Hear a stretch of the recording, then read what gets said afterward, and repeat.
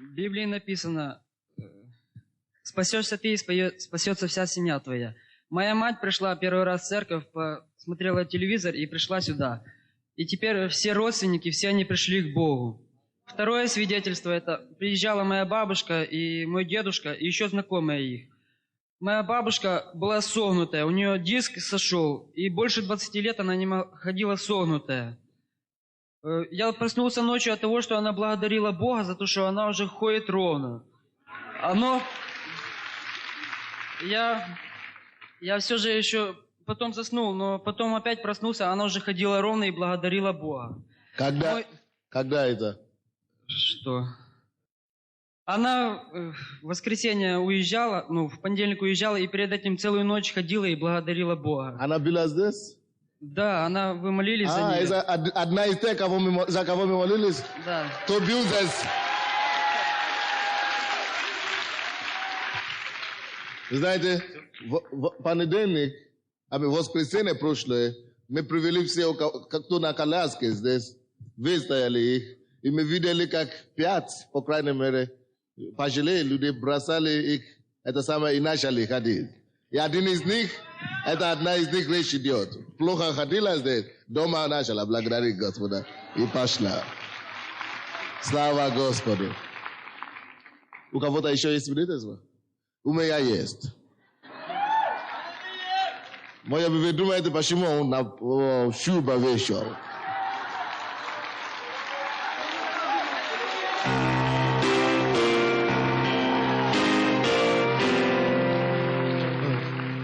Знаете, Бог побудил нас пригласить моего брата и друга, пастора Генри, проповедовать здесь 2 дня. Оказывается, и для меня это проповедь благословение должна быть.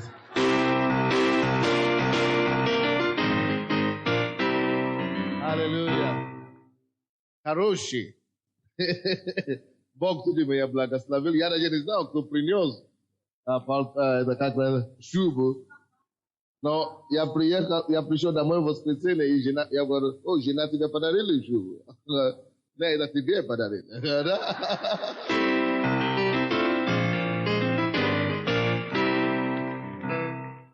И я молился, чтобы Бог, чтобы благословение, которое должен получить этот человек, чтобы не миновало его во имя Иисуса. Библия говорит, кто благословляет пророка, получит награду пророка. Кто даже принимает ученика, не получит награду ученика. И кто даже маленькую чашку воды, малому, я малый из вас. Я самый смиренный, самый маленький. И даже, видите, что у меня, как это называется, зимние такой, сапоги красивые, югославские, тоже воскресенье благословит. Вы знаете, я такой, если сказать честно, не то, что у меня нету денег купить эти вещи, но никогда просто. Я слишком занят проповедовать Евангелие. Никогда искать по магазинам или по рынкам. Просто никогда. Серьезно. Но вы купили за ваши деньги и мне подарили. Бог вознаградит вас обильно во имя Иисуса. Видите, как брат сказал, Елисей, не то, что он хотел собрать последнее, что вдове есть. Но Бог ему сказал, собери последнее, что у вдове есть. И кушай сам. Вдова сказала, это единственное, что у меня есть. Я хочу кушать сам и свой ребенок, чтобы потом мы умрем. А Елисей, пророк, будет сказать, дай мне. Но и когда он поел, он сказал, за то, что вы мне дали есть, то, что вы должны были есть, что не закончится в вашем доме масло. И Божье благословение 7 лет, 3,5 года пробило в этом доме, Бог финансировал ее. Но это не единственное чудо. После этого Бог воскресил ее сына из мертвых. После этого наступила потом засуха в этом городе. И вы знаете, Бог проговорил Елисею, потому что он жил у нее, говорит, будет 7 лет засуха. Только ей предупредили об этом, потому что она приняла пророка Божьего. Она ушла в филиппинскую землю и жила в достатке там. И не умерла от засухи последующей. Видите, когда вы благословляете любого верующего, Бог дает вам гарантию. Не человек. Бог дает вам гарантию, что Он воздаст вам. Библия говорит, что Бог есть воздающий, ищущий Его. Если вы пришли сюда сегодня, вы не уйдете пустыми руками. Вы, то, что вы пришли сегодня к Иисусу, Иисус вас не пошлет обратно пустыми руками. Вы что-то получите, которое вы сами по себе не могли бы получить или иметь своими силами. Это будет силой Господней крепости Его, которая соделает это вам.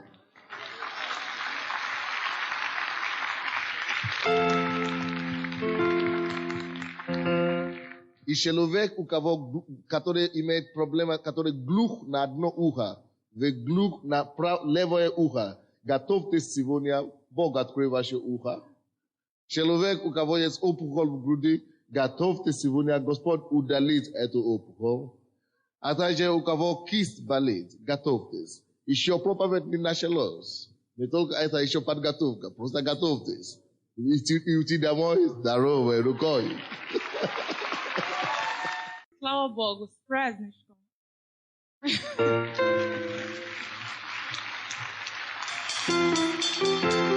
Аминь, аллилуйя. Мы благодарим Бога за вас, и мы просто не представляем свою жизнь без вас.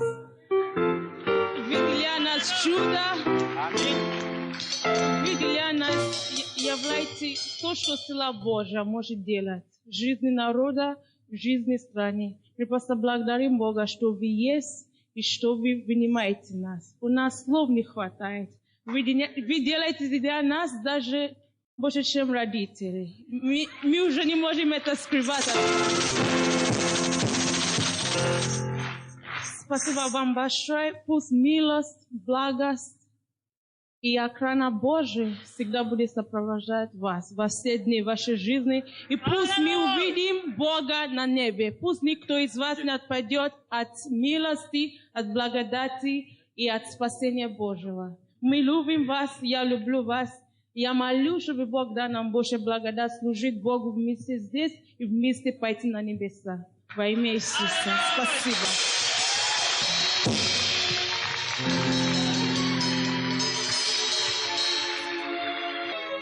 Я просто скажу несколько фраз, которые, наверное, вы уже слышали от меня. Я закончил магистра наук по журналистике. И я закончил красным дипломом. Я был иностранцем, я закончил в Беларуси. И я был единственный, кто имел меньшее число, кто имел больше число пятерок. Получил красный диплом. И университет начал мне предлагать поступить в аспирантуру, и мне предлагали закончить аспирантуру за год, потому что они сказали, у тебя запас большой, что ты можешь, ты справишься. Но мне об этом дело. В это же время другой призыв пришел. Бог мне сказал, я хочу, чтобы ты бросил университет, аспирантуру тебе хватит, и я хочу, чтобы ты отказался от стипендий, и чтобы ты начал работать для меня. Я сказал, Господь, если я уйду с учебы, с университета, я уже не буду платить стипендии. Мое государство финансировало меня 7 лет. Сейчас меня выгонят с общежития. Вы знаете, меня выгнали с общежития, в конце концов.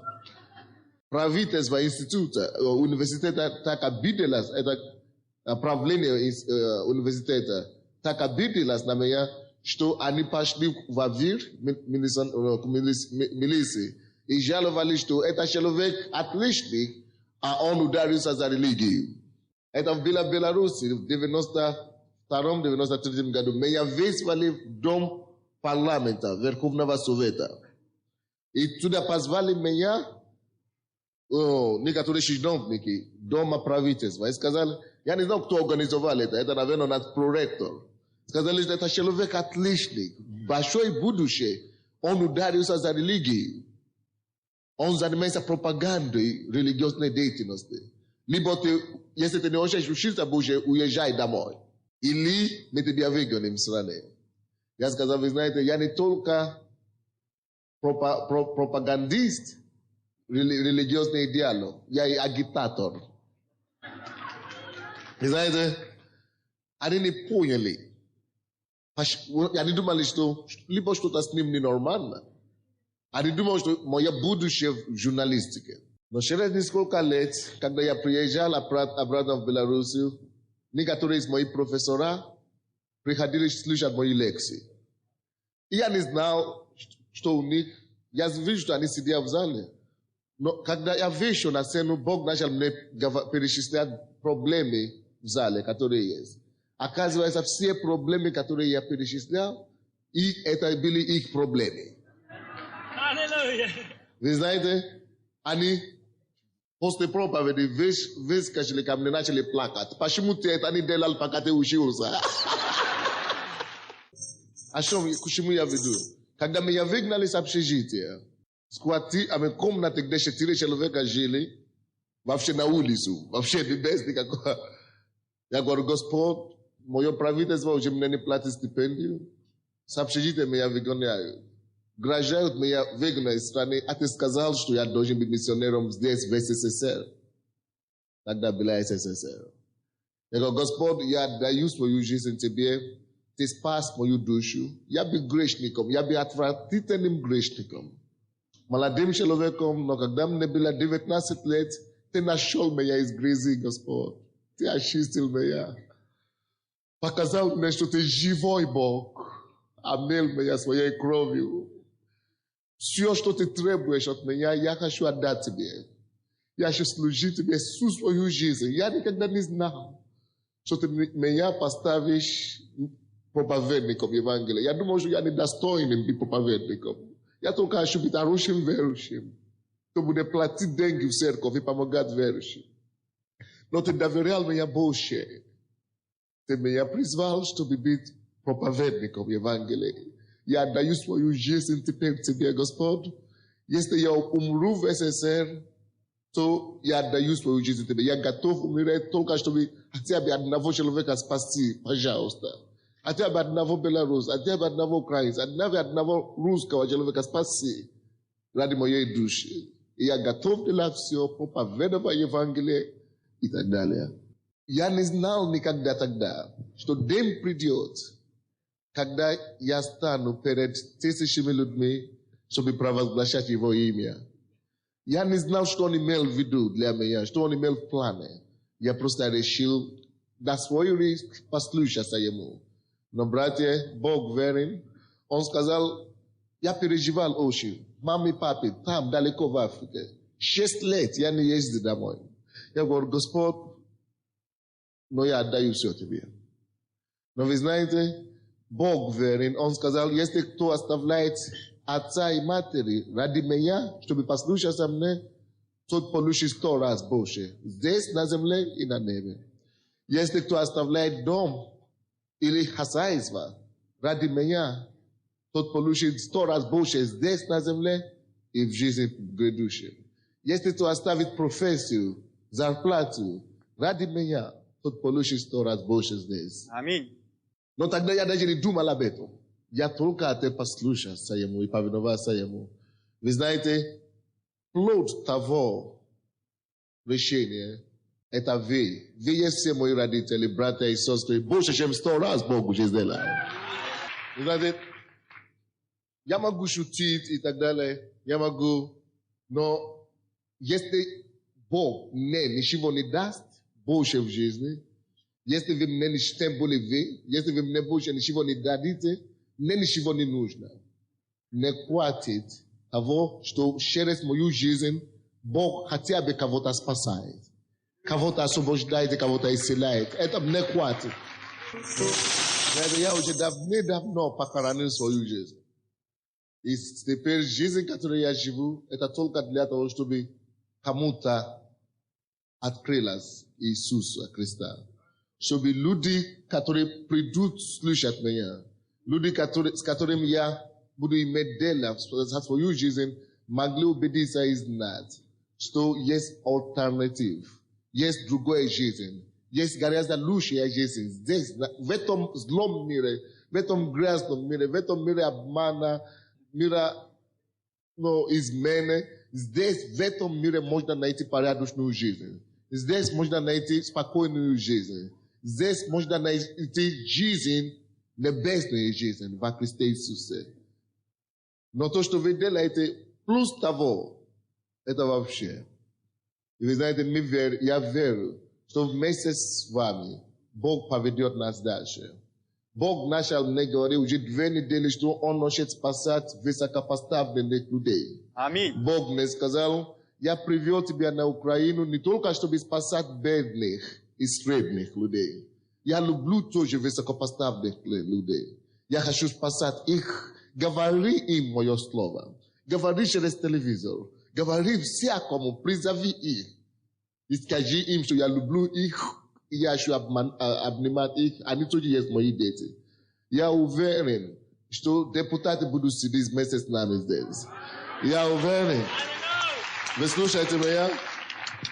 Директора предприятий, директора учреждения, высокопоставленные люди познают свет Иисуса и истину Его. Мы верим, что Бог любит всех одинаково. Какой бы они ни были. Это же не их беда, что они поставлены. Наоборот, это привилегия, это они должны прежде всего даже знать о Боге.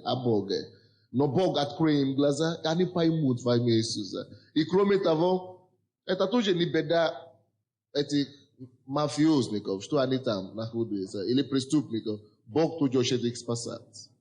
И Он хочет группировать всех нас вместе, и преступники бывшие, и проститутки бывшие, и дать нам радость изобильную. Здесь вместе. Братья и сестры, держите, пожалуйста, мою руку. Поддержите меня в этом деле. Давайте будем вместе угодить Богу.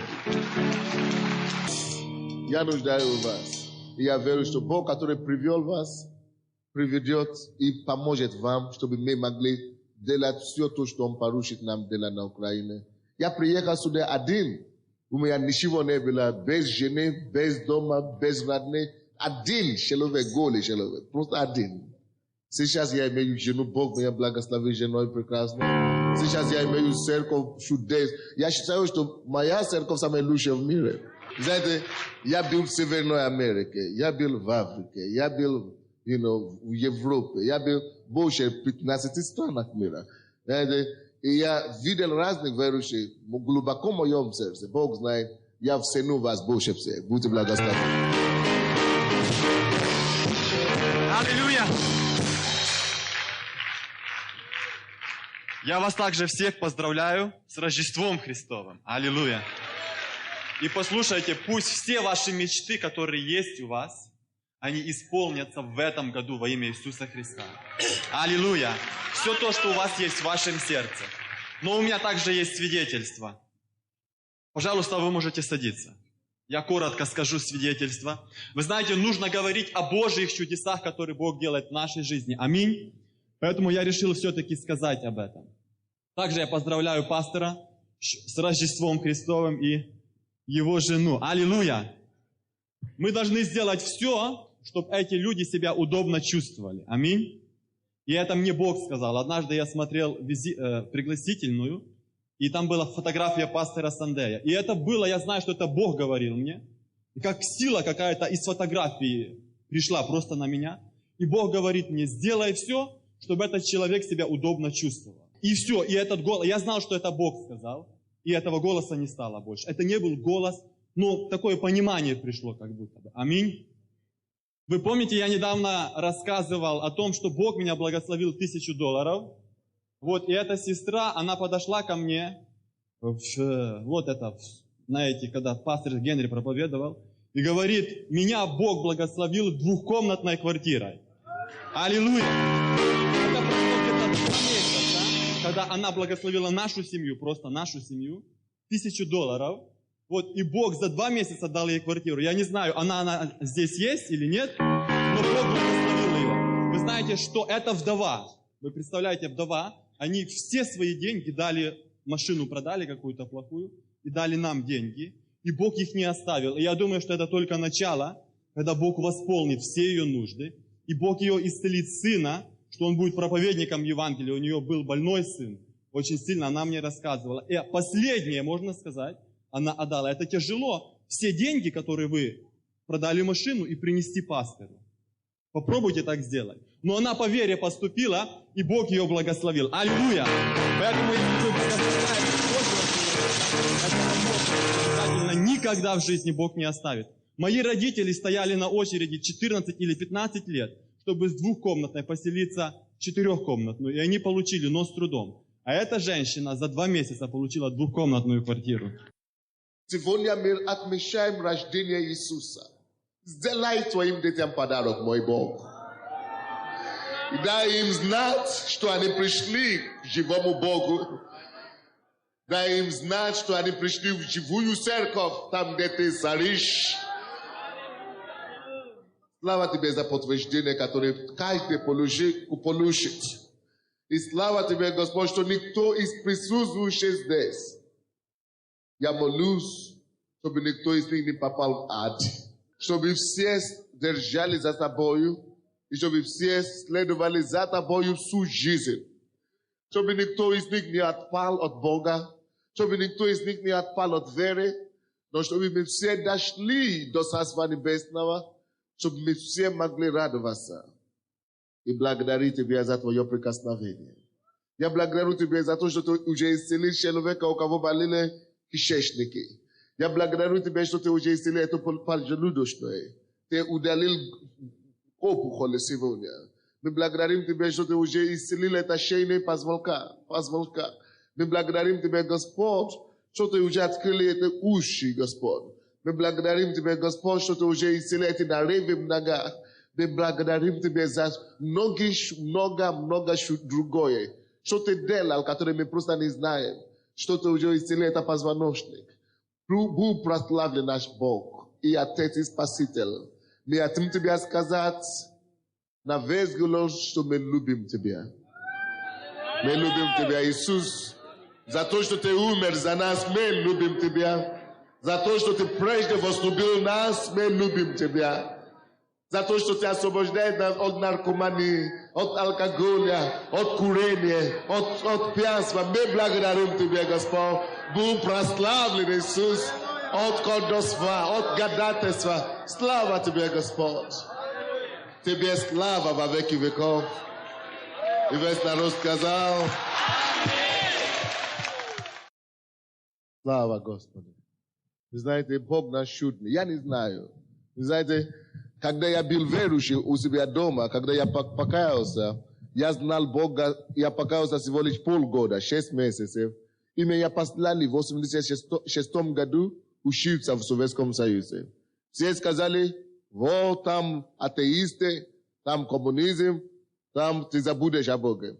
И когда я сижу дома, в аудитории, в классе, в университете, и эти профессора говорят, по ленинским марксизму и так далее, что доказывают научный атеизм и так далее. Я в это время, я разговаривал с тем Богом, кого-то говорю, что его нету. А я с ним разговаривал прямо там в зале. И вы знаете, потом, конечно, они все пришли и попросили прощения, что просто нельзя, поэтому просили. Но вы знаете, только 6 месяцев у меня были такие давления, такие гонения. Кому бы я не сказал тогда, что я верующий, они сказали: поехал. Человек полностью, вроде бы человек как человек, а он про Бога кого-то говорит. Это было тогда. 11 лет, 10 лет тому назад, это было давно. Сейчас они все верующие, слава Богу. Но что я говорю вам? Что чудеса и знамения – важный элемент существования Бога. Если Он есть, пускай докажите нам, что Он есть. Если Он есть, покажите нам Его действия. Что Он делает, чтобы помочь людям? Вы знаете, очень многие интеллектуалы, слишком многие люди говорят, слишком катастрофы в мире происходят. Больные дети рождаются, почему Бог ничего не делает? Они не понимают, что Бог делает. Бог просто ждет, чтобы мы к Нему обратились. Они думают, что, а если Бог, хороший Бог, почему так много катастрофы? Они не понимают, что не Бог делает катастрофы. Дьявол есть царь, маленький царь этого мира. Это он правит этим миром. Он только не правит тех людей, которые обращаются к Богу. Когда Бог дает им Его охрану. И они выходят из правления сатаны. атак, весь мир лежит под непосредственным правлением сатаной. Поэтому что ему угодно, то он и творит здесь. Если бы это Бог правит этим миром, не было бы все это. Но придет время, когда Бог будет править миром. Бог правил миром раньше, а потом было все порядок. А потом он передал Адаму. А потом Адам подарил это кому? Дьяволу. Адам не выдержал искушение. Этим самым он передал мир, правление землей Адаму. Дьяволу, извините, сатане.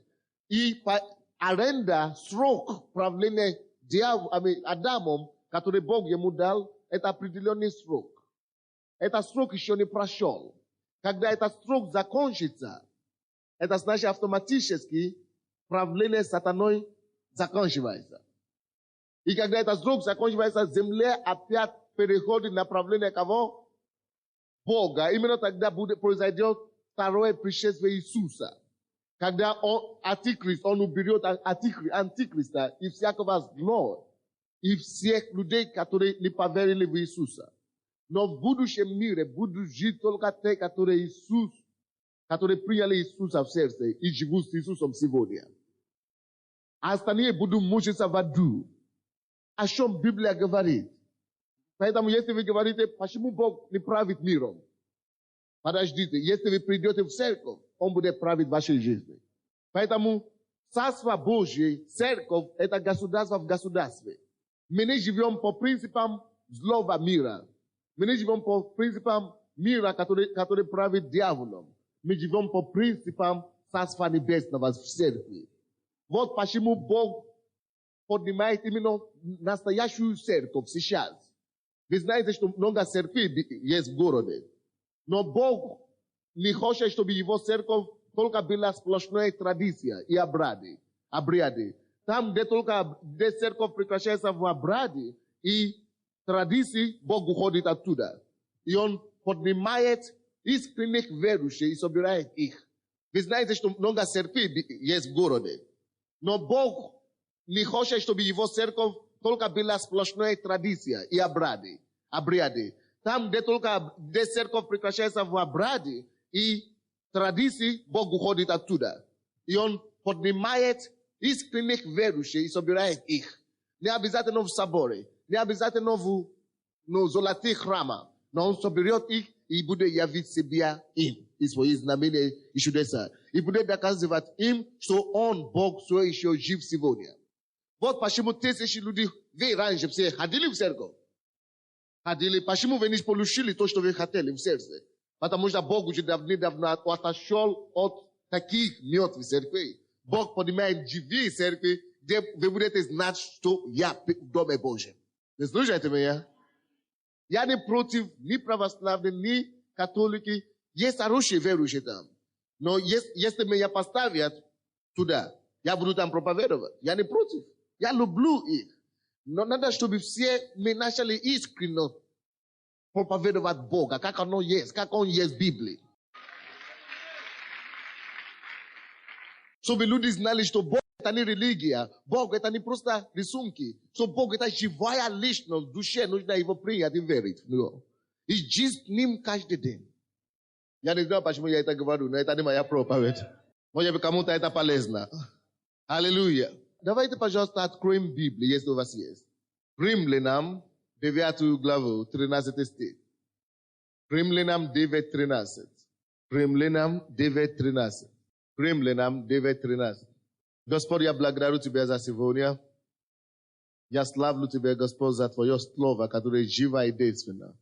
Проговори нам сегодня через мои уста. Скажи Твое живое Слово. И чтобы каждый был благословен и освобожден сегодня. Во имя Иисуса Христа. И весь народ сказал. Пока я молился, Бог сказал, что Он хочет исцелить человека, у кого есть камни. Камни, пушка. У вас камни, где бы у вас не были камни, положите руки. Если у вас камни в теле, камни. Именем Иисуса я повелеваю, чтобы эти камни удалились во имя Иисуса Христа. Аминь.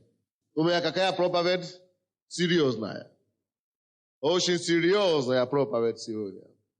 Я прочту одно предложение. Это стих, и вам станет ясно сразу. Римлянам 9:13. Как и написано, и Иакова я возлюбил, а Исава возненавидел. Это об этом я буду проповедовать сегодня. Иакова я возлюбил, а Исава я возненавидел. Говорят, что перевод русский язык не слишком точный, что есть лучшие слова, которые там должны были написаны. У нас специалист здесь. Что за слово вместо возненавидел? А Исава отверг. Отверг. Правильно, это отверг. Хорошо, все равно. Даже если отверг, это все равно серьезное предложение. Как это так? Справедливый Бог, Бог, который заявляет, что Он есть Бог любви, как это может говорить о двух сыновьях одной матери, одного отца, что одного я возлюбил, а другого я отверг или возненавидел? За что? Что может толкать Бога на такое решение, чтобы отверг или отвернуться от кого-то, который Он сам создал? Братья и сестры, я хочу вам сказать также, что в этом мире, в этом городе, в котором мы живем, есть люди, которые отвержены Богом. Почему Бог отвергает людей? И что нам с вами делать, чтобы мы не были отвержены от Бога? Кто хочет быть отвержен от Бога? Никто. Даже атеисты не хотят быть отвержены от Бога. Когда Энгельс умирал, он позвал служанку, он говорит: пожалуйста, поставь мне свечку, потому что он страдал. Он говорит: я чувствую печь ада здесь. Я чувствую печь ада. Пожалуйста, позвать священника. Она побежала позвать священника. До прихода священника Энгельс уже не стал. Умер. Он еще жил, он говорит, что он чувствовал печь ада. Никто не хочет, чтобы Бог отверг его. Никто не хочет. Когда Ленин, последние 2 года жизни Ленина, это было муки. Он тоже пытался молиться, но он уже не мог говорить. Был парализирован. Правая сторона его или левая, какая-то сторона была парализирована. Вы знаете об этом? Он лежал. Он отел молился, Бог уже не мог. Потому что всю жизнь он отвергал его. Никто не хочет, чтобы Бог его отверг. Никто не хочет, чтобы ненависть Божья пришла на него. Но тут написано, братья и сестры, что ибо так написано. Иакова возлюбил, а Исава возненавидел или отверг я. Неужели Бог может кого-то отверг? Или отвергнуть? Или возненавидеть? И все еще оставаться справедливым Богом? Я вам скажу, даже если нам непонятно, почему Бог кого-то отверг, то все равно Он остается справедливым Богом. Даже если нам непонятно, почему Бог кого-то возненавидел, то все равно Он остается справедливым Богом, ибо Библия говорит, что Бог нелицеприятен.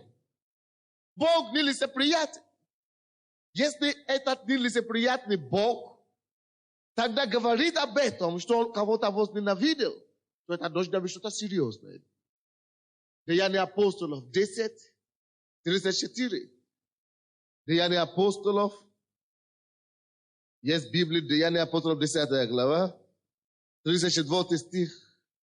Петр говорит, отверз уста и сказал: истинно, слушайте, истинно познаю, что Бог нелицеприятен. Скажите, Бог нелицеприятен. Бог, Он нелицеприятен. Первое послание Иоанна, 4 глава, 8 стих говорит нам: тот, кто не любит, то не познал Бога, ибо Бог есть любовь. Но слишком много людей сегодня, братья, хотят любить без Бога. А любовь сама собой есть Бог. Если ты очень пытаешься любить без Бога, ты будешь любить по плоти. А если ты любишь по плоти, ты пожнешь по плоти. А если кто-то хочет любить по-настоящему, он должен сначала обратиться к Богу. Жить в Боге. а потом только тогда ручье Божьей любви будет изливаться с него. Но давайте вернемся к теме. Почему же все-таки Бог возненавидел Исава? Что он делал такое? Если мы будем знать, что он сделал, что Бог возненавидел его, мы будем избегать с вами эту ошибку. И чтобы нам не придется быть отвержены Богом. Давайте посмотрим историю его жизни. Книга Бытие. Откройте, пожалуйста, вместе со мной Бытие, 25 главу. Бытие, 25 глава. Бытие, 25 глава. Считаем 29 стиха по 34. Бытие, 25 глава, 29 по 34 стихи. «И сварил Иаков кушанье, а Исав пришел с поля усталый. И сказал Исав Иакову: дай мне поесть красного этого, ибо я устал. От всего дано ему прозвание Эдом. Но Иаков сказал: продай мне теперь же свое первородство. Исав сказал: вот я умираю, что мне в этом первородстве? Иаков сказал: поклянись мне теперь же. Он поклялся ему и продал первородство свое Иакову. И дал Иаков Исаву хлеба и кушанье из чечевицы, и он ел, и пил, и встал, и пошел, и пренебрег Исав первородство». Здесь говорит нам ситуация из жизни этого Исава.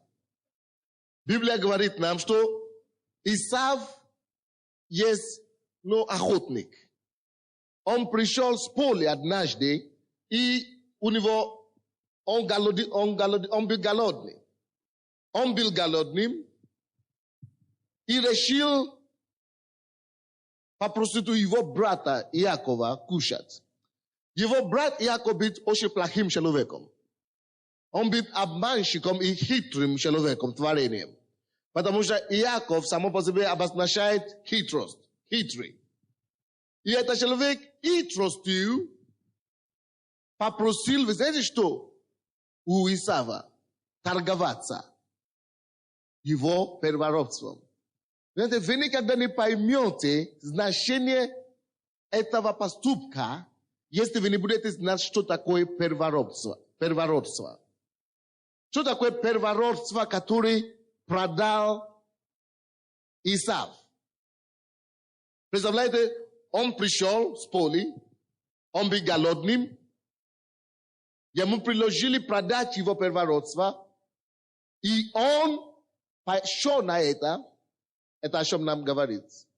Это говорит нам о том, что Исав или Исава руководил его чувства. Плоть руководила Исава. Похоть руководила его. Я еще не видел человека, который не кушал один день и умер от этого. Есть некоторые люди, которые не кушали 2 дня, 10 дней, они не умерли. А это пришел с поля, за один день он говорит: я умираю. Я все угодно отдам, чтобы кушать красное. Человек, слушайте, пожалуйста, братья мои. Человек, который руководим его аппетитом, его чувством, его плотью, его потребностью, плоская только потребность, он хуже, чем животного. Именно такие люди, руководимым плотью, отвергают и продают свое первородство. Из-за плоть многие семьи уже разрушены. Когда человек имеет аппетит, допустим, пить, и не может остановиться, он руководится плотью.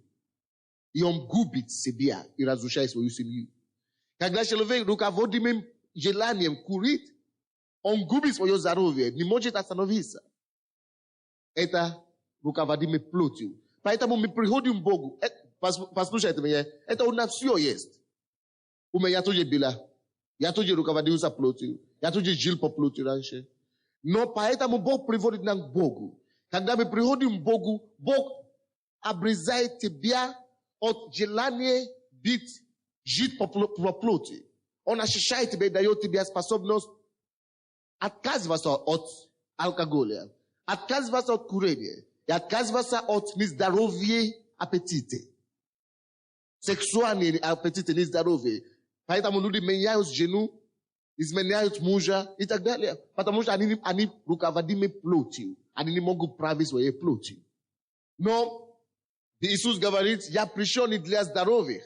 Я пришел не для тех, которые уже хорошо живут, которые уже не руководимы плотью. Я пришел для плохих. Я пришел ради них, ради больных, чтобы привести их к себе. Иисус поэтому родился, чтобы мы раньше, которые руководили плотью, чтобы мы могли прийти к Нему, Он освободит нас от этого и дает нам свободу. Вы слышите меня? Но если Иисус тебе предлагает свободу, а ты говоришь, что все равно мне Иисуса не нужно. Я лучше отдам Иисуса и будем мне кушать. То такого человека, хочет не хочет, рано или поздно будет отвержен Богом. Слушайте меня сейчас. Теперь давайте вернемся к нашей проповеди. Что значит первородство, от которого отказался этот Исав? Первородство обозначает в еврейском традиции, что первенец, мальчик, который родился в семье. Первый мальчик, который рождается в еврейской семье, называется первенец, и он посвящается Богу. Первородство в переводе от еврейского обозначает посвященное Богу. Посвященный Богу. Что значит первородство по-еврейски? Посвященный Богу. Первенец, первый сын семьи, который не принадлежит родителям. Он живет в доме все, но его отдают на посвящение кому? Богу. Это значит, плюс этого посвящение Богу, или вернее, посвящение Богу обозначает, он должен служить Богу, и что Бог имеет особое призвание на его жизнь. Бог через него будет какие-то великие дела делать. Это во-первых. Во-вторых, это обозначает, что в его семье, слушайте меня, он имеет право получить двойное наследство. Слушайте меня? Первородство или первенец, который имеет первородство, значит, ты имеешь право получить двойное чего? Если наследство матери и отца делятся, ты имеешь право получить двойное. Слушайте меня, пожалуйста. Бог говорит, я послал свое слово и исцелил их от недуга их. Бог исцеляет кого-то сейчас от болезни плеча. Сейчас Бог посылает его слово. Пока вы слушаете проповедь, Бог разрешает ваши проблемы. Первородство, во-первых, значит посвященный Богу. Во-вторых, обозначает первенец имеет право на двойное чего? Наследство в доме его отца. Какое чудесное благословение! Какое чудесное обетование! Какая привилегия быть первенец тогда! Представляете себе? Что за привилегия быть первенец? Это значит, все имущество моего отца, потому что они вдвоем, он получает больше половины. Только он один. И потому что он голоден один день, пришел, потому что он не мог править своей плотью. Он не мог править своей плотью, и он согласился, вы знаете, что продать? Не куртку продать свою, не одежду свою продать, не оружие на его охота, не его ружье на охоте продать. А вы знаете, что на что он согласился продать? Он согласился продать прямо его самое главное, что у него есть в жизни. Божье призвание на его жизнь. Божье призвание, Божье удел для него согласился продать. Страшные преступления не бывает. Это обозначает, что он отверг удел Бога. Посвященный Богу, он говорит, что нет. Это значит, он плевался или как это. А? плевал на Бога. Он пренебрег Бога. То не до тебя, не до палочки с тобой, с Богом. Это то, что он сказал. Посмотрите, написано же. Посмотрите, пожалуйста. Здесь написано, так, в каком стихе? 32 стихе сначала. Исав сказал, вот я умираю, чтоб не в этом первородстве. Чтоб не в этом первородстве. Это значит, чтоб не в этом Боге, Божьем деле. И 34 стих. И дал Иаков Исаву хлеба, и кушанья, и чечевицы, и он ел, и пил, и стал, и пошел, и пренебрег. Вы слышите? И пренебрег Исав первородство. Пренебрег первородство обозначает автоматически пренебрег кого? Он пренебрегал своего Создателя. Когда Бог создает кого-то, все, кого Бог допускает, чтобы родился здесь на земле, на него, все, кого Бог допускает, чтобы родился здесь на земле, все, кто рождается здесь на земле, на всех есть Бог, имеет какой-то удел. Бог имеет какое-то призвание на каждого человека. Бог имеет какие-то задания для тебя, которые ты должен исполнить здесь на земле, для него. Чисто для него. Кто бы ты ни был, маленький, большой, Бог имеет удел, призвание для твоей жизни. Кто бы ты ни был, мужчина, женщина, есть что-то, что Бог доверит тебе, чем ты должен заниматься здесь, чтобы ему принести славу. Кто бы ты ни был, бедный, богатый, Бог имеет призвание для тебя здесь на земле. Есть что-то, что ты должен делать для Бога. Скажите соседу, Бог имеет задачу для тебя здесь на земле. Алло? Я вам докажу. Я вам докажу. Откройте, пожалуйста, книгу Иеремия. Иеремия. Иеремия, первую главу. Иеремия 1:5. Откройте свою Библию. Не ждите меня. Иеремия 1:5. Здесь Библия говорит, Иеремия 1:5. Прежде, нежели я, Бог говорит, прежде, нежели я образовал тебя в чреве, я познал тебя. И прежде, нежели ты вышел из утробы, я осветил тебя. Пророком для народов поставил тебя. Братья и сестры, вы слушаете, что мы читали? Бог здесь говорит, что прежде чем он образовал человека, он уже его узнал. Поэтому люди, которые совершают аборт, слушайте меня, всякий человек, кто совершает аборт, совершает тяжкий грех. Потому что он проявляет жизнь того, кого Бог уже познал. И назначил какую-то задачу. Это не только ответственность перед этим ребенком умершим. Это ответственность перед живым Богом, который создал этого ребенка. Если вы совершили аборт когда-нибудь в вашей жизни, я знаю, что многие из вас делали аборт, как только что вы пришли в церковь, вам надо раскаяться в этом. Очень быстро. Если вы еще не раскаялись в вашем грехе об аборте, сейчас вам надо попросить у Бога прощения и каяться, чтобы Он простил вас. За жизнь. Чтобы Он не просил и чтобы Он не отомстил грех и жизнь этого человека, этого ребенка от вас. Вы слушаете меня? Это тяжкий грех. Потому что Библия здесь говорит, прежде нежели я образовал тебя в чреве, я, Бог, познал тебя.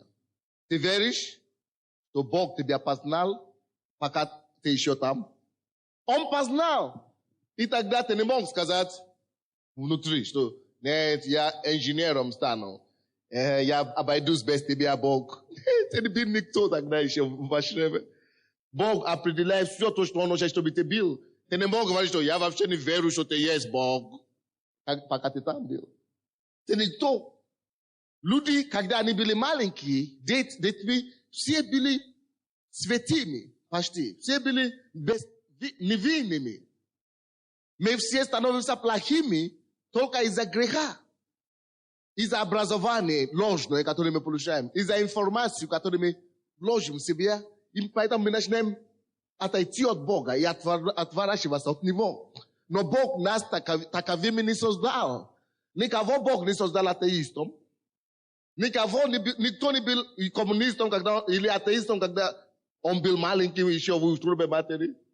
А еще тогда Бог уже его познал. И дал ему, хочет, не хочет, Бог тебе отдаст определенные задачи. Допустим, Иеремия, он говорит, я поставил тебе пророком для народов, пока ты еще был в чреве матери. И он мог вырасти и говорить, что нет, я не хочу быть пророком, я хочу быть бизнесменом. Хорошо. Но однажды ты вернешься туда, к нему. На тебе. Ты здесь не будешь жить вечно. На земле вечно не живут. Не живут. Хочешь, не хочешь, тебе придется вернуться к нему. И тогда он тебя спросит, за шею возьмет. Дорогой мой, тебе сказали? Ходи в церковь или не сказали? Сказали, но я был начальником хозрасчетного предприятия. Ага, хорошо. Теперь отвечай. Теперь ни предприятия нету, ни начальства нету. На тебе. Не дай Бог. Ты слушаете меня? Когда я спорил с Богом, что Господь, я хочу быть журналистом, он мне показал это место Писания, Иеремия. Я тебе поставил, не только Иеремия, но тебе конкретно, пророком для народа. Я говорю, Господь, но может быть тебе он не поставил пророком. Все мы не можем быть проповедником. Амин? Мы не все можем быть проповедниками. Может быть кого-то Бог поставил бизнесменом, чтобы финансировать Евангелие через деньги. Может быть кого-то Бог поставил начальник где-то на заводе где-то, чтобы дать верующим место или церковь какую-то помощь, чтобы этим помочь Евангелие Божие распространяться. Может быть, тебя Бог поставил, Он дал тебе хороший голос, чтобы ты пел. Может быть, Бог тебе дал просто теплое сердце, чтобы ты ободрил людей. Может быть, Бог тебе просто позвал быть молитвенником, чтобы только молиться в церкви. Но что-то Бог тебя позвал делать. Ты не лишний в Доме Божьем. Скажите друг другу, ты не лишний. Нету лишнего в Доме Божьем. Нету лишнего у Бога. Амин. Здесь написано, я познал тебя, и прежде нежели ты вышел из утробы, я осветил тебя. Пророком для народов поставил тебя. Бог исцеляет человека сейчас с этой стороны.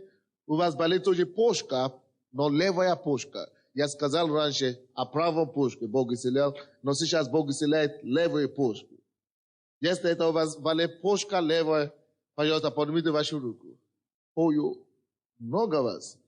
Положите руку сюда. Именем Иисуса Христа будьте здоровыми. Женщины, если у вас выпадает волос, положите руку на голову сейчас. Бог хочет исцелить вас. Друг Божий, двигайся и исцеляй тех людей, чтобы эти волоса Божьи не выпадали. Именем Иисуса Христа. Амин. Человек, у кого болит плечо, очень серьезное, вам даже грозит гипс плечо, особенно с правой стороны. Именем Иисуса, я молюсь, чтобы это плечо исцелилось полностью. Перелома, будь здоров. Амин. То есть для каждого человека есть Божье призвание. И представьте себе, что человек скажет, да, конечно, я знаю. Если человек не знает, вы слушаете меня? Если человек не знает о Боге, или никто ему не рассказывал, он не знал, что существует Божье призвание, это одно дело. Правда? Мы с вами жили в миру, как хотели, так и жили. Мы не понимали ничего. Нам никто не сказал. Библию мы пытались читать, мы не поняли ничего оттуда. Потому что никто нам не сказал, и мы это не знали. Но Исав знал прекрасно, что такое Бог. Исав знал, что он первенец. Исав знал, что у него есть первородство. Но он нагло пошел на то, чтобы предпочитать плод, то, что кушать, на Бога. Вы представляете себе, что это значит? Ты покушаешь, через 5 часов ты забудешь, что ты уже кушал. Послушайте во мне. Всякое удовлетворение, что плод тебе дает или может давать, это временное. Женщины и мужчины, которые не могут править свои эмоции, которые занимаются блудом, прелюбодеянием, ты переспишь с этим человеком, и через 5 минут, может быть, тебе будет хорошо, но через час тебе уже отвратительно. Но почему не может держать себя и быть порядочным человеком? Всякое, что плод дает, оно кратковременно, с одной стороны, с другой стороны, все, что плод тебе дает, ты станешь рабом этой вещи, что плод тебе дает. Ты станешь рабом, и этим дьявол будет тебя угнетать, и убить, и уничтожать. То есть, то, за что ты пошел на поводу плоти, именно этим он тебя убьет. Этим он тебя уничтожит. Если ты пошел по поводу алкоголя, ты умрешь от алкоголизма. Если ты пошел по поводу измены жены или мужа, ты умрешь от прелюбодеяния или ты умрешь от болезни, которая с этим связана. Если ты пошел по поводу сигарета, ты умрешь от легкого рака или от чего-то подобного. Какой грех бы ты не пошел, если ты предпочитаешь греху Богу, или первородство, или Божье призвание, это тебя погиб. Что ты говоришь, что? Как он так говорит? Я люблю вас, поэтому я говорю вам правду. Истина освободит вас. Но в миру, ваши коллеги и друзья, которыми вы этим делом занимаетесь, они вам не скажут никогда истину. Но Библия говорит, познаете истину, и истина сделает вас свободными. Библия говорит только истину. Борьба жизни. Слушайте сюда. The great struggle of life. The great struggle of life is the struggle of flesh and blood. Великая борьба жизни. Это борьба и давление на то, чтобы вы отказались от вашего первородства. Борьба между плотью и духом. Великая битва жизни, борьба жизни, это борьба, что дьявол делает со всех сторон, чтобы притеснить вас только с одной целью, чтобы вы отказались от Божьего в вашей жизни, чтобы вы отказались от вашего первородства. Это великая борьба жизни. Я борюсь с этим по-своему, ты борешься с этим по-своему, другой борется по-своему, и все, никто из них не знает. Только искупленные, верующие, которые читают Библию, знают. Мы все, каждый человек, кто живет здесь на земле, есть одна борьба у него. Борьба, чего он выберет. Первородство, Божье призвание и план в его жизни. Или то, что плоть дает, то, что мир дает, то, что мир предлагает. Поэтому борьба жизни заключается в том, чего ты выберешь. Желание жить по плоти.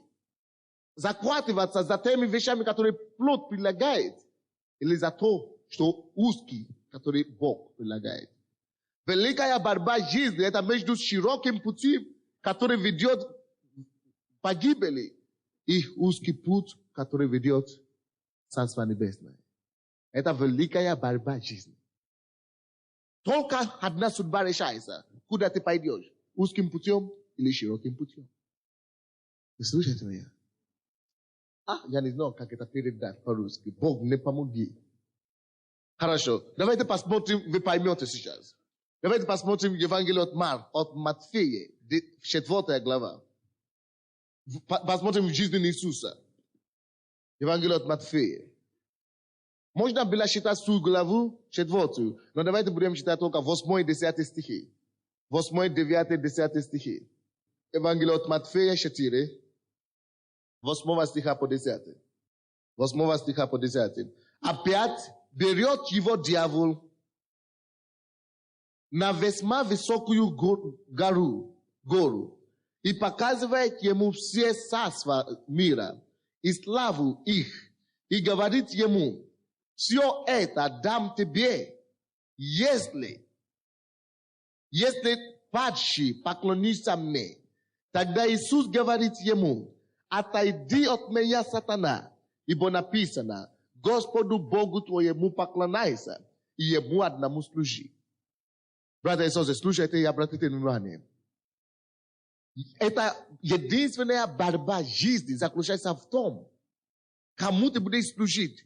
Желанию твоей плоти, чтобы делать то, что плоть тебя подсказывает, хочется делать. Или остаться в узком пути и послушаться Слову Божьему. Даже Иисусу пришлось пройти через эту великую борьбу жизни. Что за борьба? Дьявол дал ему знать все богатства. Библия говорит, дьявол берет его и показывает ему все царства мира, и всю славу мира, все богатство мира. Каждый день твоей жизни дьявол всегда будет тебя показывать царства мира и славу их, приятные вещи в этом мире, привлекательные вещи в этом мире. Либо это будет блуд, либо это прелюбодеяние, либо это пьянство, либо это какие-то вещи, которые ты знаешь, что не совсем правильно, но ты все равно это привлекательные вещи этого мира. Дьявол постоянно тебе будет показать. У него только одна сила. Откажись от первородства. Откажись от первородства. Откажись от первородства. Выбери это. Вот здесь интереснее. Вот здесь компания. Вот здесь престиж. Вот здесь репутация. Вот здесь репутация. Вот здесь то. Вот здесь другое. Это великая борьба жизни. И твоей жизни ты должен знать эту истину. Бог говорит, что вы познаете истину. И истина вас делает свободными. Если дьявол увидит, что ты любишь репутацию, ты любишь хорошая компания, он говорит, видишь, большинство, посмотри, большинство людей так живут. Живи так себе на здоровье. Вот большинство людей. А ты хочешь критика? Ты хочешь критику? Ты хочешь, чтобы на тебя смотрели так и смеяли над тобой? Не, иди сюда. Даже если до Иисуса дьявол дошел, чтобы показать ему все приятно мира сего, все царство мира сего, и сказал ему: Иисус, посмотри, я тебе дам все это. Представляешь, престиж. Тебе все будут уважать. Представляешь, тебе все скажут, что ты красивая, такая крутая, крутой такой. А ты пойдешь в эту церковь, где ничего нельзя делать. Вы слышите меня? Это великая борьба жизни.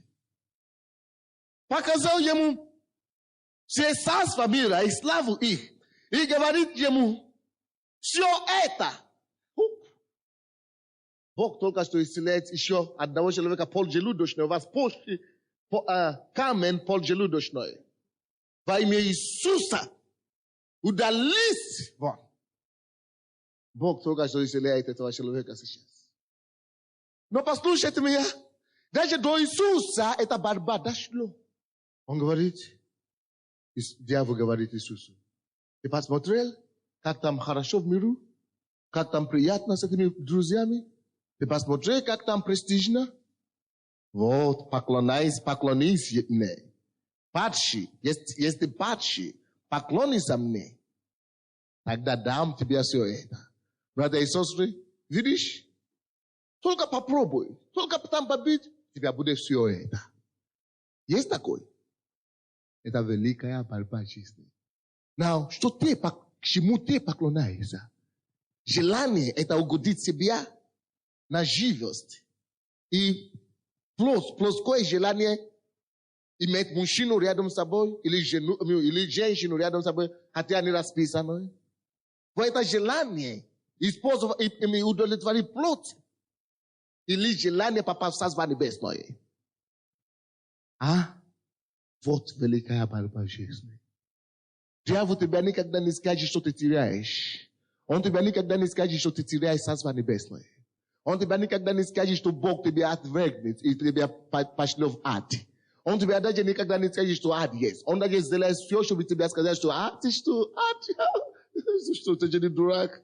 Ты образованный человек, какой ад? Нету такого, ты что? Он сделает все, чтобы тебе показать, что такого нет.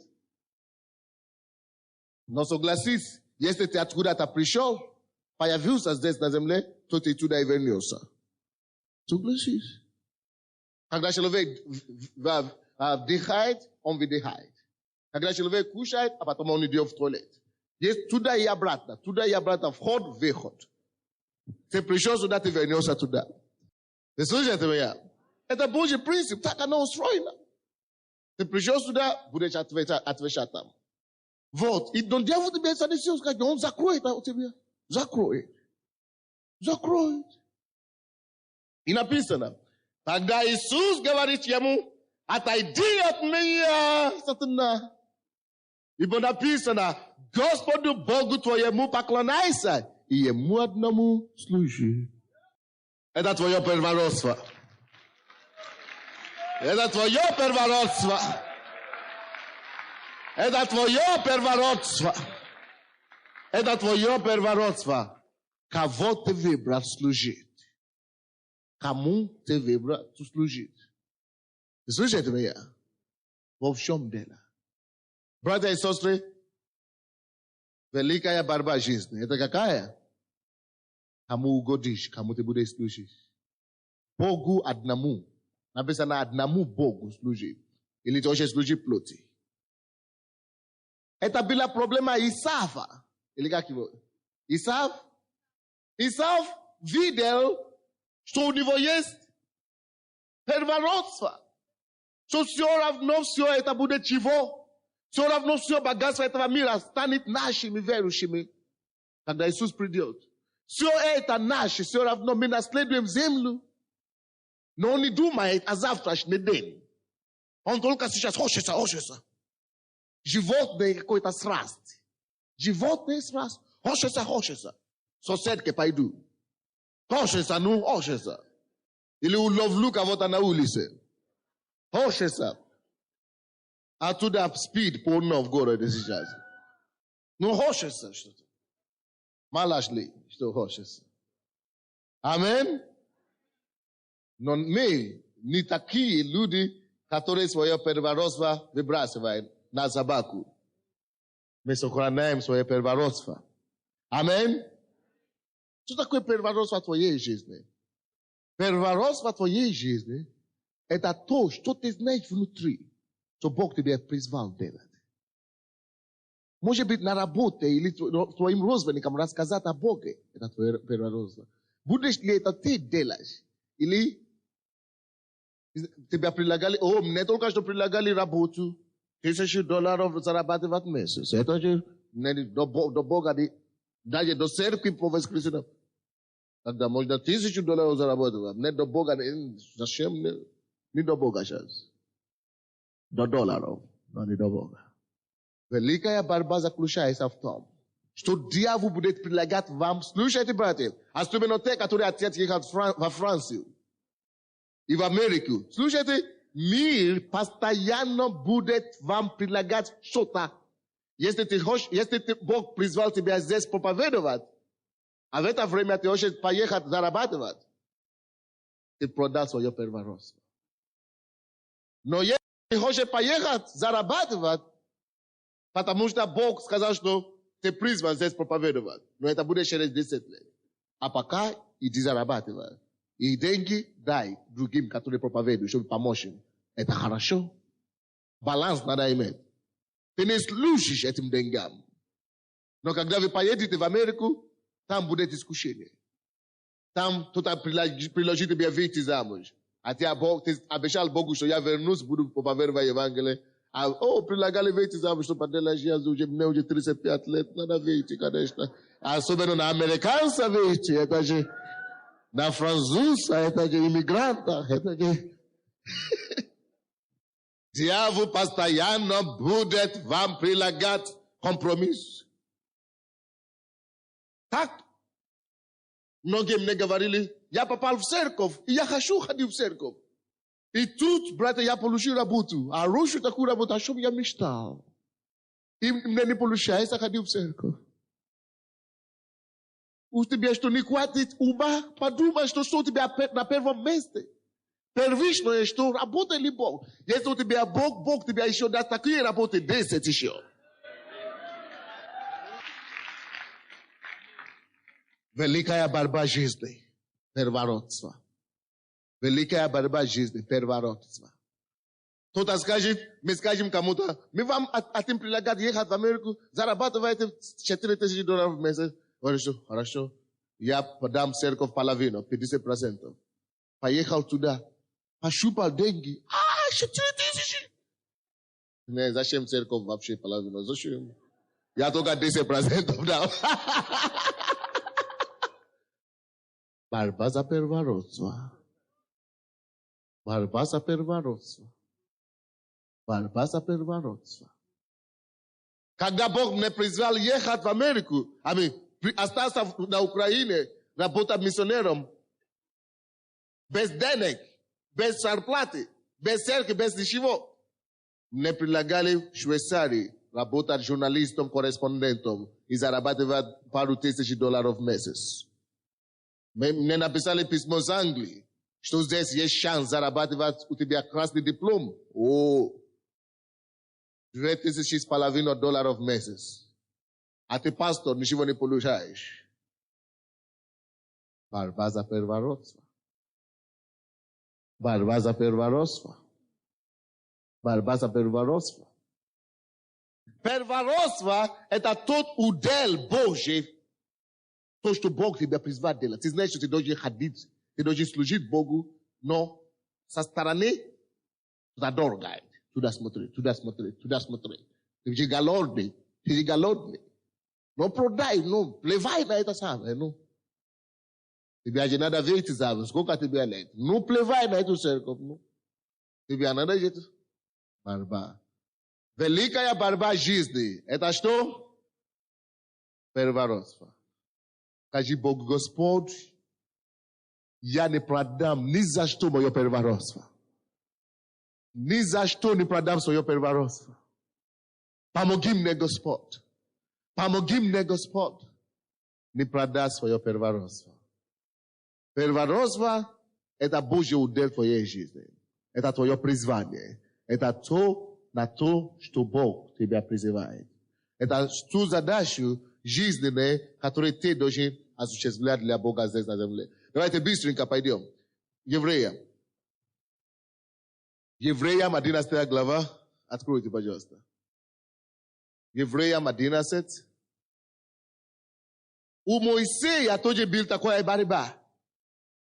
Евреям 11, 24, 25 стихи. У Моисея тоже была такая борьба.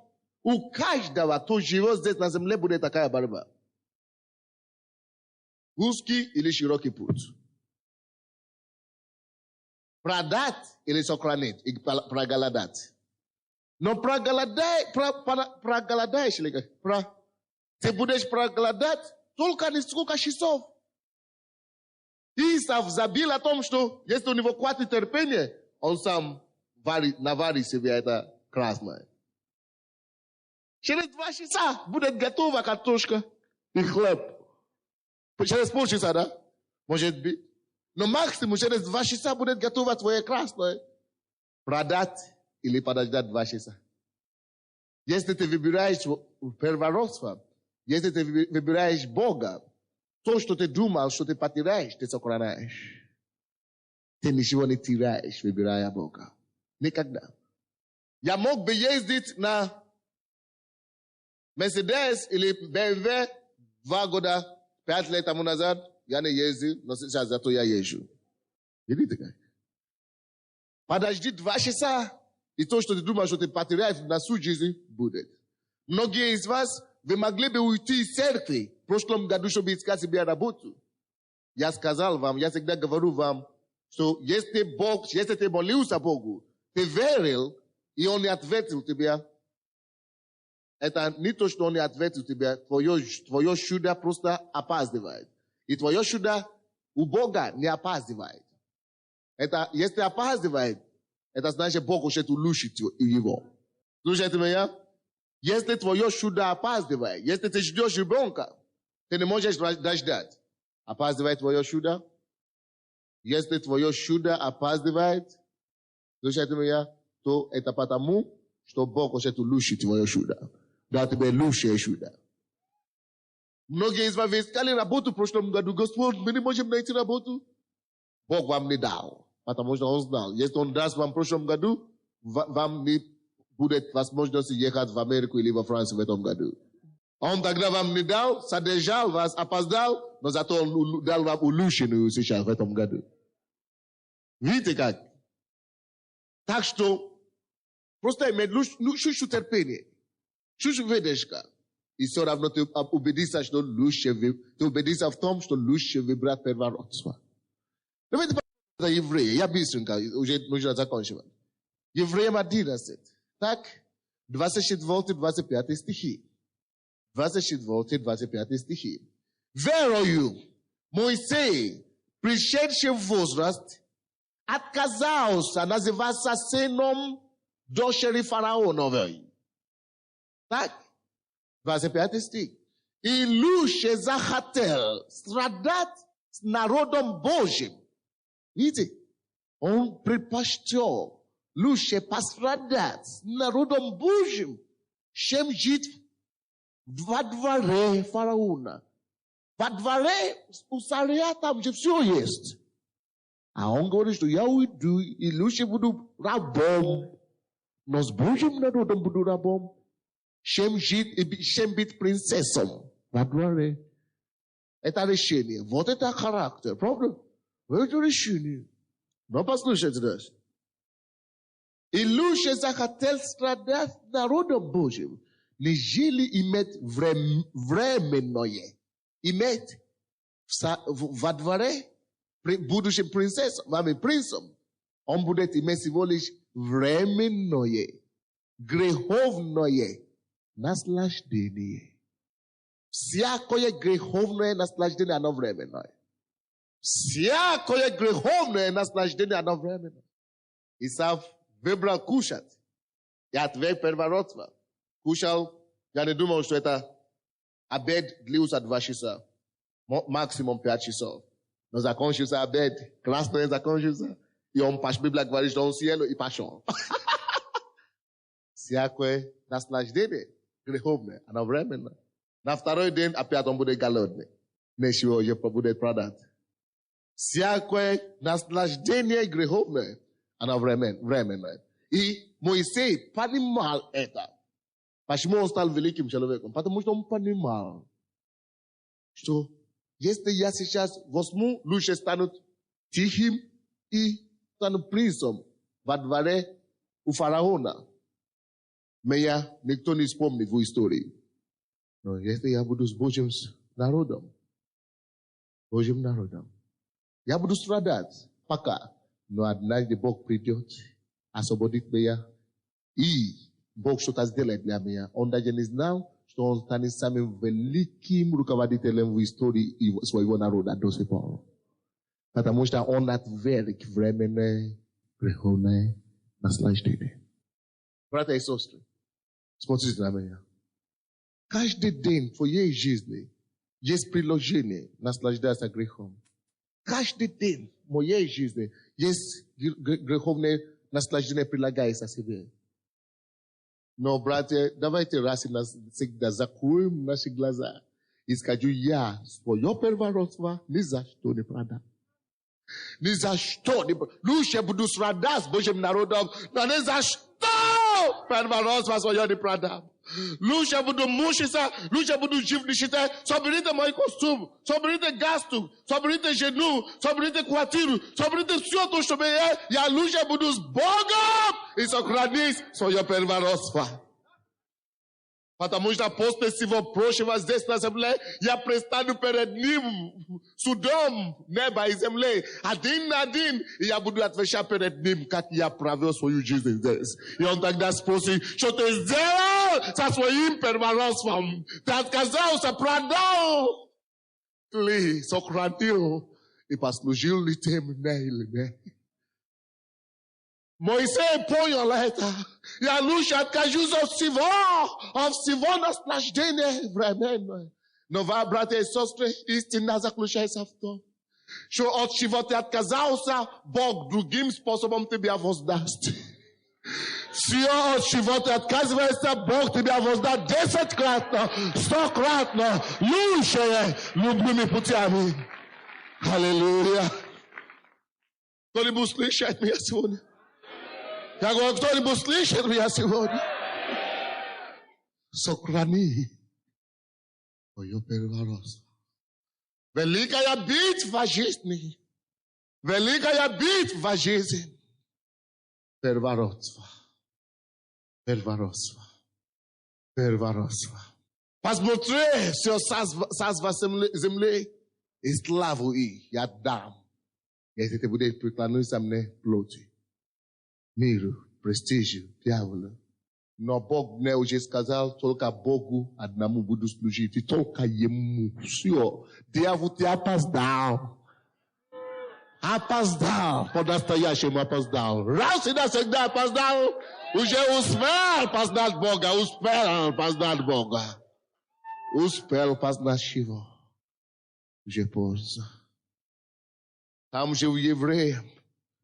Там же в Евреям только 12 глава. Там же в Евреям только 12 глава. 16-17 стихи. В Евреям 12, 16, 17. 16-17 написано. Чтобы не было между вами какого блудника или нечестивца, который бы, как Исав, за одну снедь, да? За одну снедь отказался от своего первородства.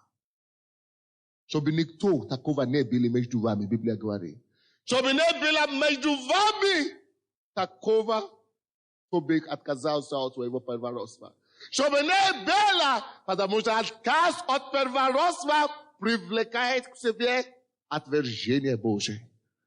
Чтобы такого не было в вас. В твоей семье, чтобы такого не было. В этой церкви, чтобы такого не было. Который бы отказался от первородства. Библия называет такого человека нечестивца.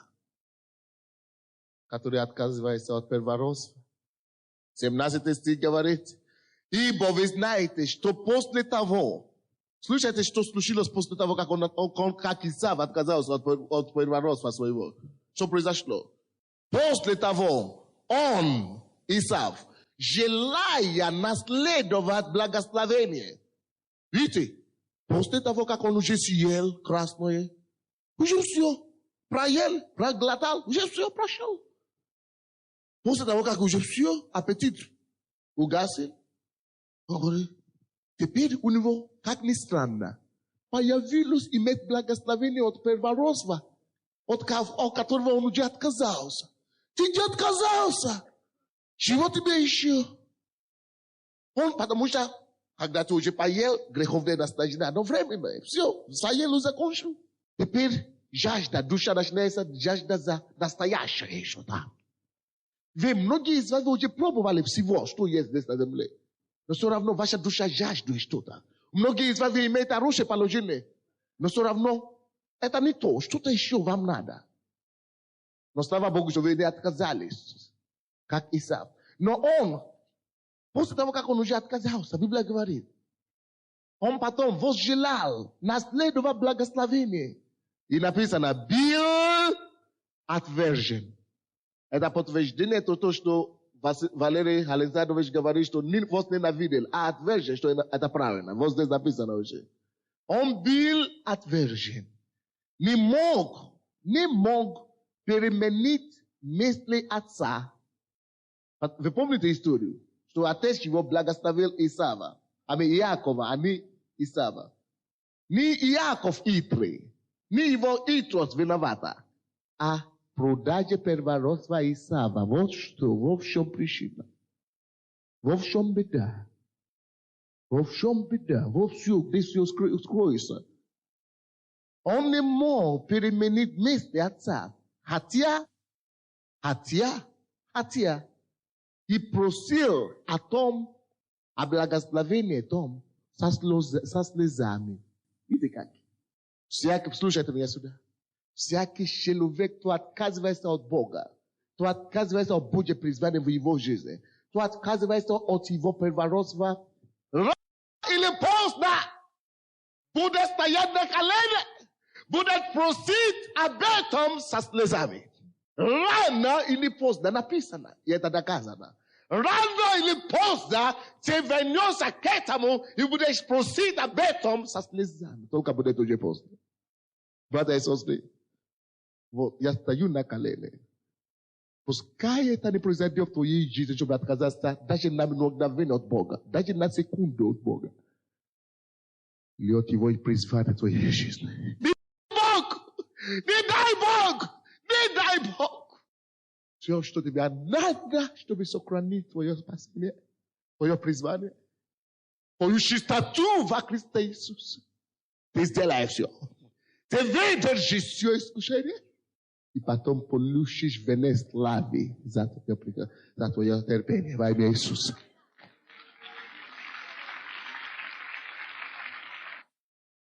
Но, братья и сестры, Бог тебя возлюбил. Что Он дает тебе это слышать даже. Now, Евреям 9, или где мы читали, Римлянам 9:13. Иакова возлюбил. Почему возлюбил Иакова? Потому что Иаков знал, где первичное. Он не просил что-то другое. Он возжелал первородства. Он не был первенцем. Он не был первенцем. Он не родился первым. Но он больше всего искал первенства. Он искал всякими путями и добился. Ты говоришь, у меня нету таланта, у меня нету призвания, Бог мне ничего не дал. Ищи, ты получишь.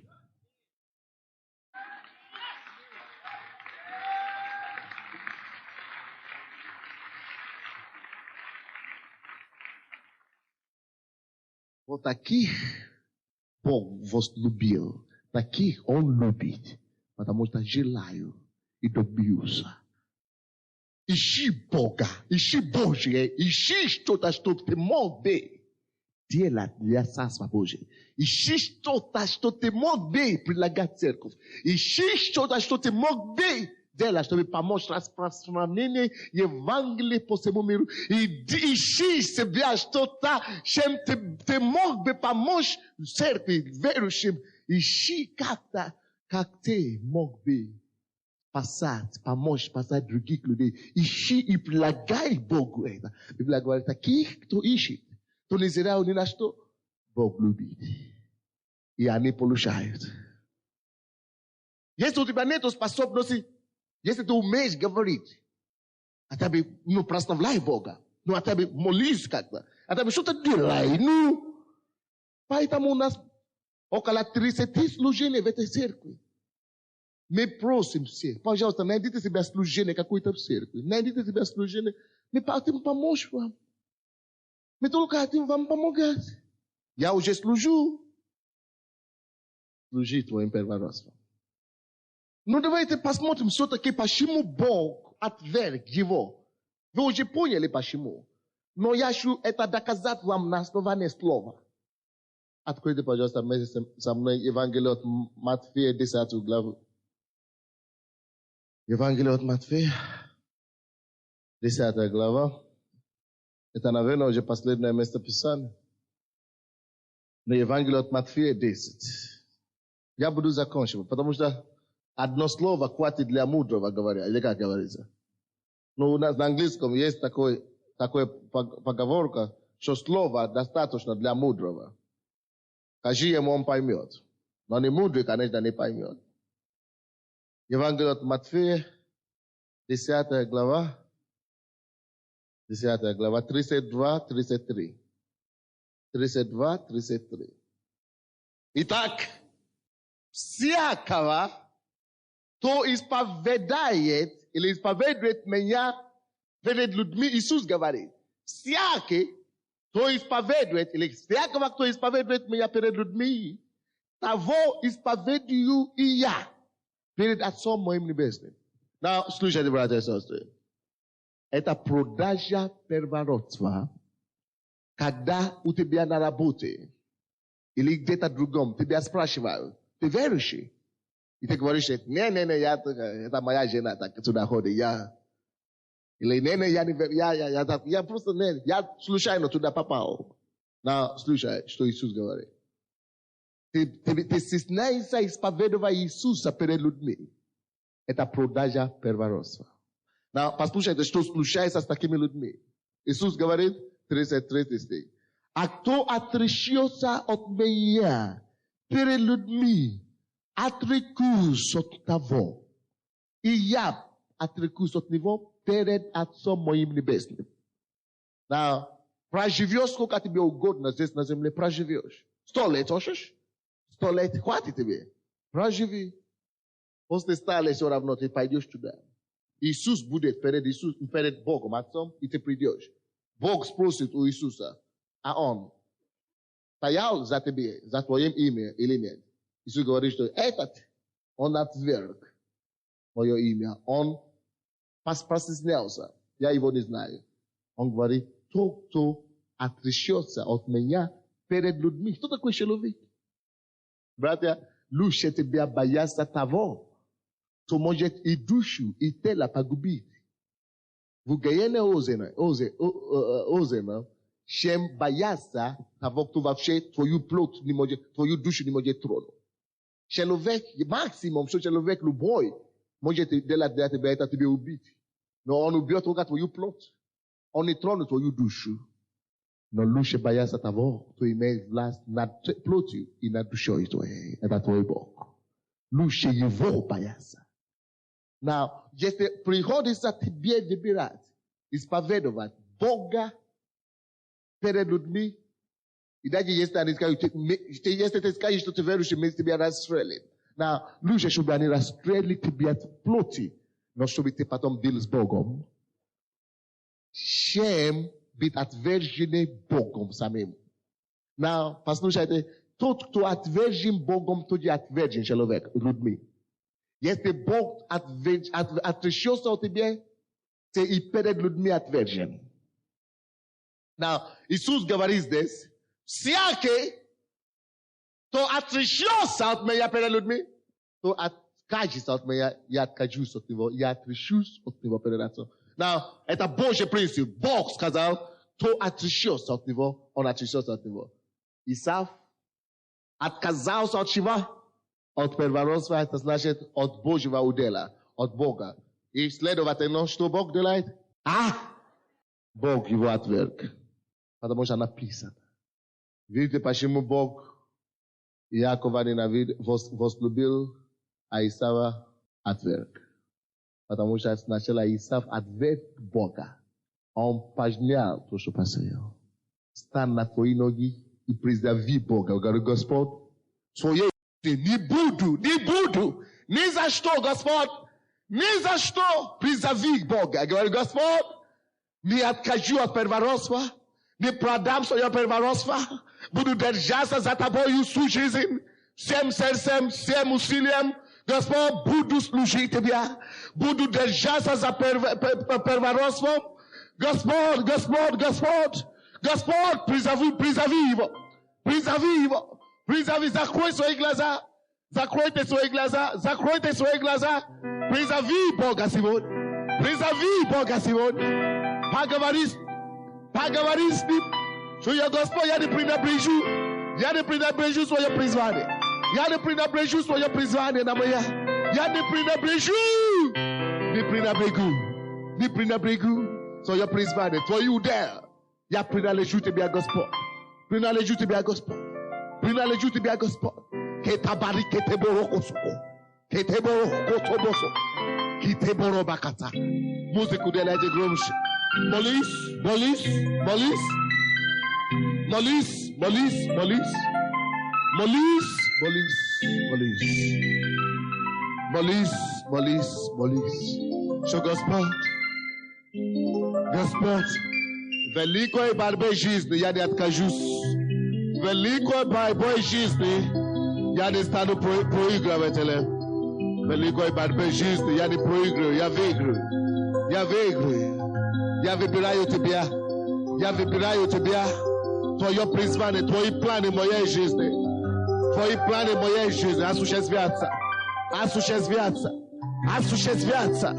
Твои планы, твои планы, твои планы, твои планы, твои намерения моей жизни. Твои планы. Я не откажусь, не откажусь. Буду тебя служить. Мы молимся, братья. Мы молимся, братья.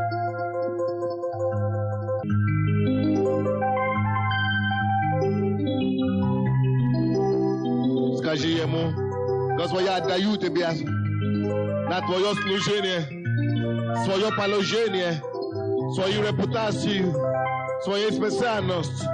Все, что у меня есть, Господь, я отдаю на твое служение. Используй меня, используй меня, используй меня, используй меня, Господь.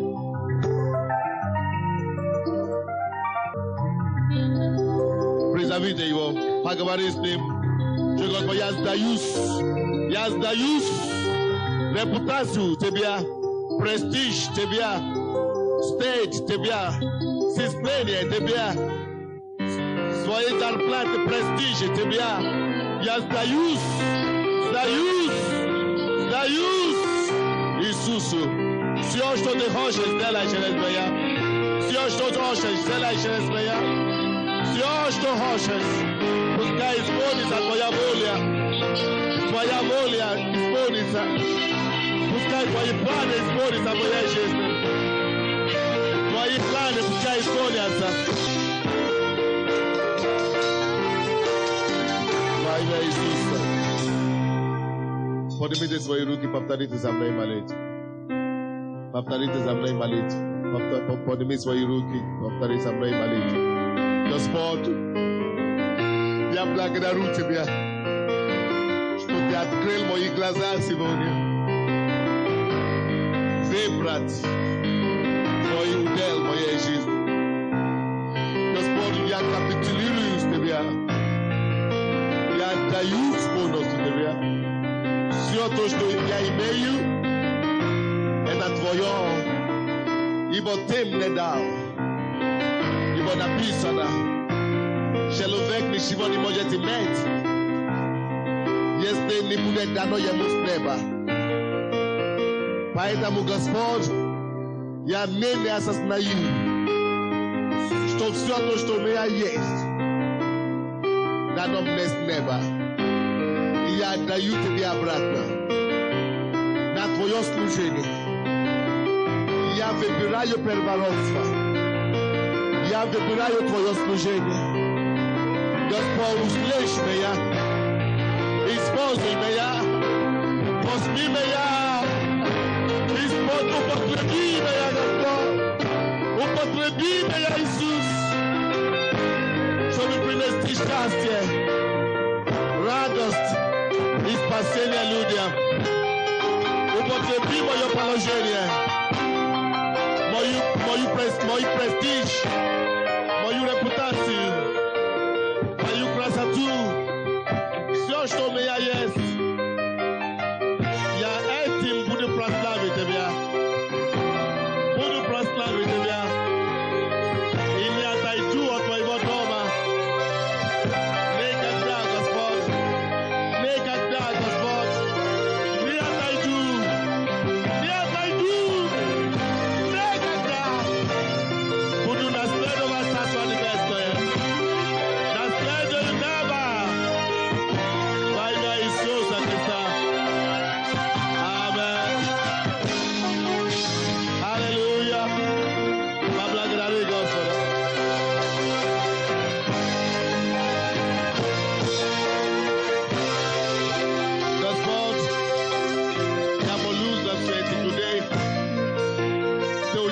special X-Love à Sivonia. Ani sempre primaio de Chines Leno Mazataboyu.